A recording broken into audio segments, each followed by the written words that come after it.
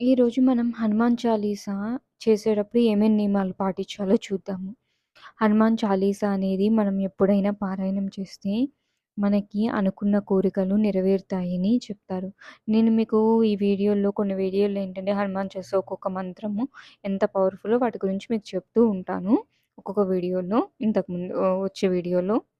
అయితే హనుమాన్ చాలీసా మనం పఠించేటప్పుడు మద్యపానం గానీ, నాన్ వెజ్ వంటివి డ్రింకింగ్ వంటివి తీసుకోకుండా ఉండడం చాలా మంచిది. అది ఏంటంటే హనుమాన్ పవర్ ఉంటది కాబట్టి, మనం ఆధ్యాత్మికత అనుభవం ఎంతో క్రమశిక్షణతో, భక్తితో 40 డేస్ అండి హనుమాన్ చాలీసా వరుసగా పారాయణం చేస్తే మనకున్న ఏమన్నా సమస్యలు కూడా తీరుతాయి. అప్పుడు మనం ఈ నియమాలు పాటించాలి. ఇంకా హనుమాన్ చాలీసా అనేది మనం హడావిడిగా కాకుండా నెమ్మదిగా మనస్ఫూర్తితో ఆ స్వామివారి మీద భక్తితో చదివితే మనకి పారాయణ అనేది మనకు పూర్తిగా అర్థమవుతుంది.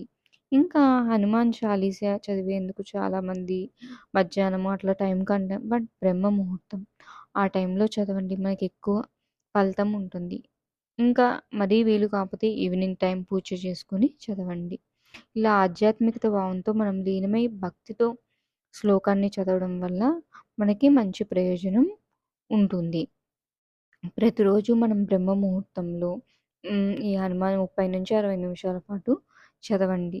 ఇలా చేయడం వల్ల మన జీవితంలో సుఖ సంతోషాలు కలుగుతాయి. ఇంకా మనకు ఆత్మవిశ్వాసం, ధైర్యము, మన జీవితంలో ఎదురయ్యే సమస్యలు కూడా మనకి మనం ఆహ్, తొలగిపోతాయి. సమస్యలు చాలా వస్తాయి కండి. అవన్నీ తొలగిపోతాయి.